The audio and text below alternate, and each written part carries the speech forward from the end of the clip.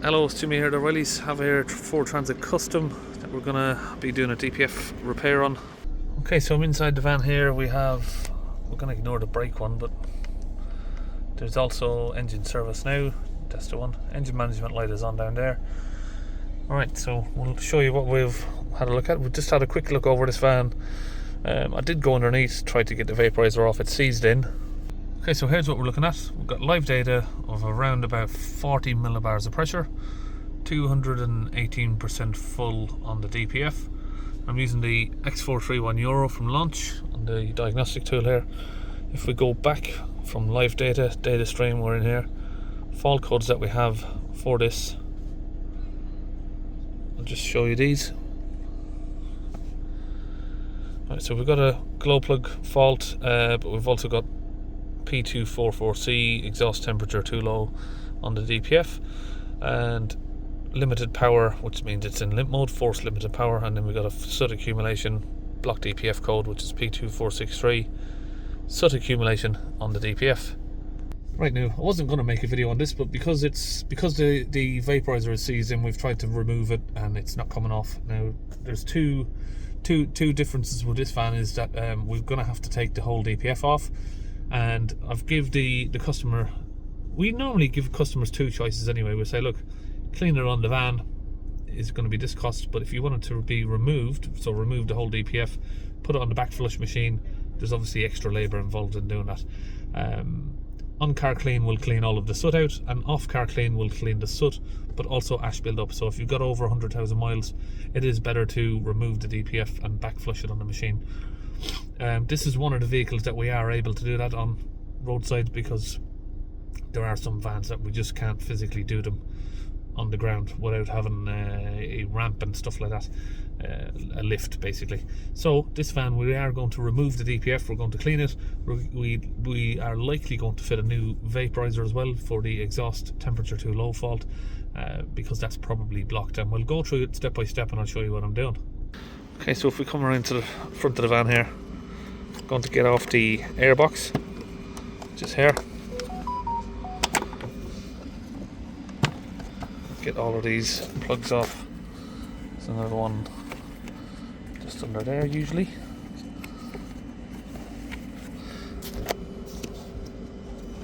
Need to get this off here now. Okay, now that's all off, we can get that out. Oh, look at that. So what I'm looking at here is obviously deformation of the air filter. It's collapsed, and we've probably just caught that in time, because it's common, I've seen that loads of times where these collapse completely, pieces of the filter go into the turbo and then it breaks the turbo. So this filter it's blocked up so hard basically that the air can't suck its way through, and it ends up just collapsing and giving way. Now we're just going to get the engine cover off so we can get to the top bolts on the turbo there that mount the DPF to the turbo there. So you got one there, and one there, and one just over the back. Okay, so that is those bolts. 1, 2, 3. Alright, so I've got another lad here with me working today. He's starting to take off the connection plugs here for the DPF. This is the DPF here. We've got mounts here. We've got a joint here. I've already just put some penetrating oil on that. So if we come under this side of the van, front end, you can see there how the AC affects the working room to get in there. So if you're trying to get up to where the vaporizer is, just up there, that side, you got a heat shield and that AC pump just in the way. But yeah, you can come up this direction. So just up there is the vaporizer. You can see, just if you look just up there, you can see the bolts that we did open just up there.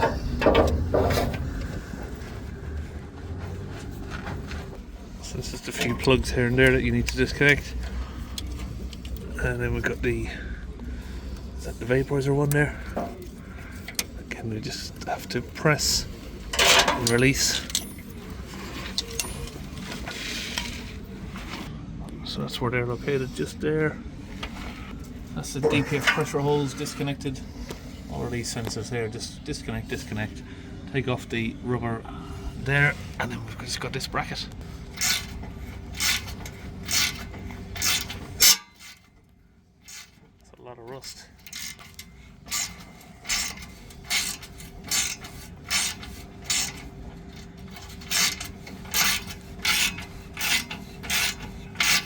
Right, so once that's loose, you can obviously get something to pry these apart a little bit. And then what you can also do, what I do with these, is just grab it here. So push it to the left, pull it back to the right. Just give it a wiggle, up, down, move it around. Just breaks it loose. Right, so I've managed to loosen that out a bit. And that's just a bit of tapping it that way and that way to widen it out. It's just nice and split. Blast that off.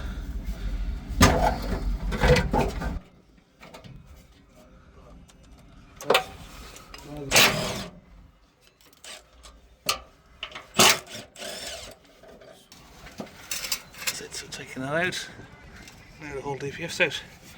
Right, so here is vapor, as you can see there where it's starting to slip.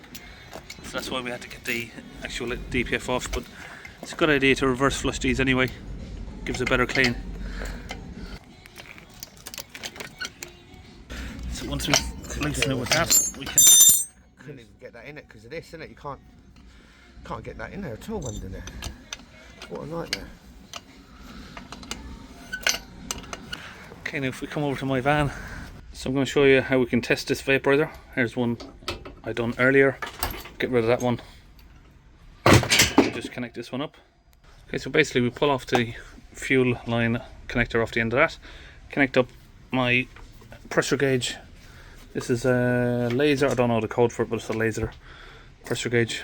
You can see there. It's blocked up. So we grab a new one, which is here. So that's new vaporizer fitted to the DPF. Right, so just now blocking up this tube here. Just put a tube on it and put a bolt on the end. So you can see all of the rest of the center holes are blocked. So this is the only one we need to block. We've put the vaporizer back in here, so we're going to have all the pressure going directly out that way. So now we increase the water pressure. Water pressure is joined over here, comes in. Got a little hairline fracture over there, so just put some tape on it so it doesn't splash out. I'm going to fill the DPF up and then we'll blast it through on the machine. Right, we're starting to get some water coming out now. We're going to use this machine, Carbon Clean DCS 16, and I'm going to press. You might get a splash here.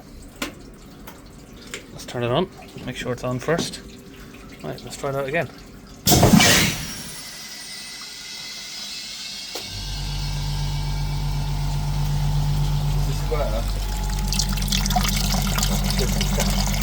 Mainly black soot coming out. Get that torch on. Yeah, there's a bit of red ash in there.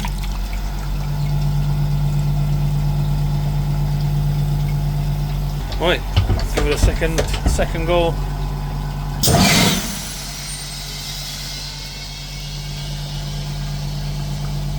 Yeah, there's red ash there.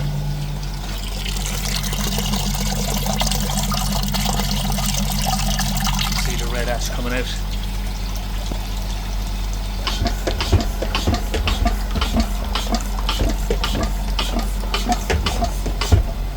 Okay, number 3.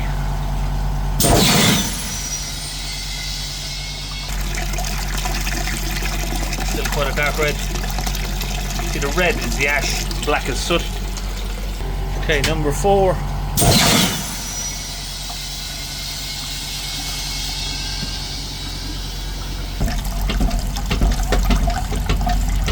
Still red.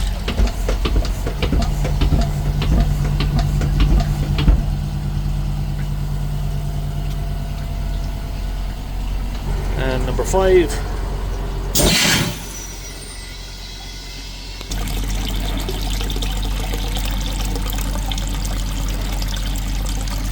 Next one.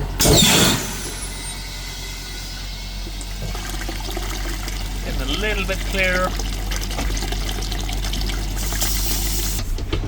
Right, ready?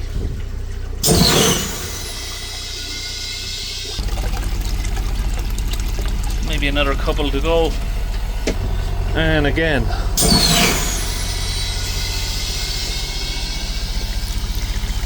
See, that's starting to come out clear now. It's a tiny shade of red still. Okay, and again.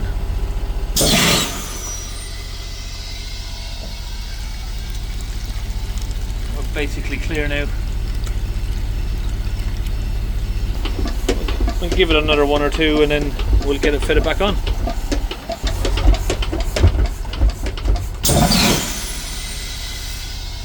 She's nice now.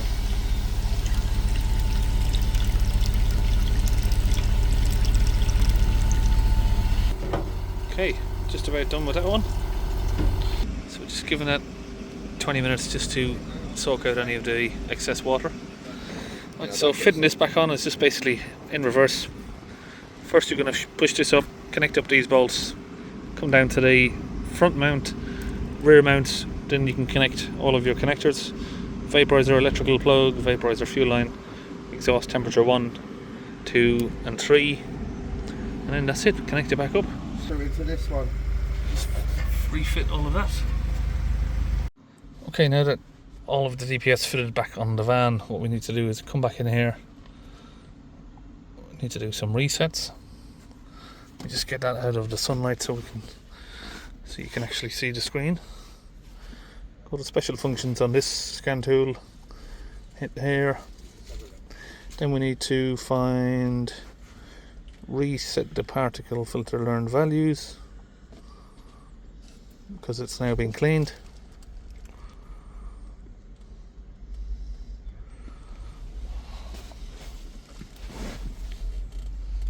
And that's complete. Now we can come back, we'll read the fault codes. Sometimes these fault codes will go away when you do that, but we might need to clear them.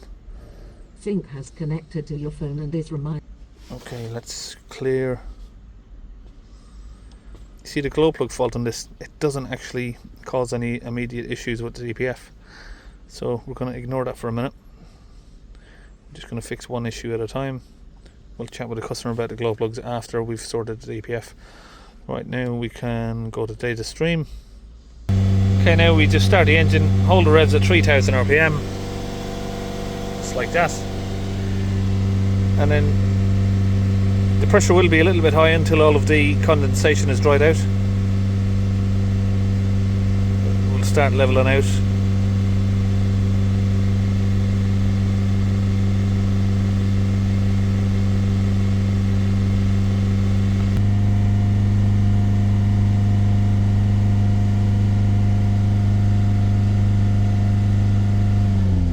Just let that idle down there, see where we are. 3.5, that's perfect. And then 3000 RPM, currently 63. That's still coming down though, come down a little bit more than that. Let's just hold it for a minute. You will see it sort of drop down, it'll come down a little bit below that. There we are, 59, 58. Let's let it idle again.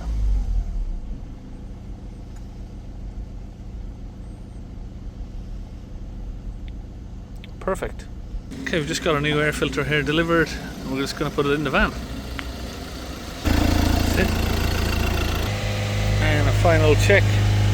52 pressure and 2.1 or 1.8 to 2.1 at idle. Right, back. So what we've done here is now we've reset the Soot loading. I think we've already showed that.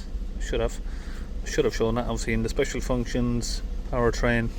You reset the particle filter values, then you clear the fault codes. DPF's been cleaned, it's had a new vaporizer, it's been back flushed, all the ash out, all been fitted back to the van, so all is good. And we finally just do a clear of all the rest of the faults there. That's it, all finished on the Ford Transit. See you next video.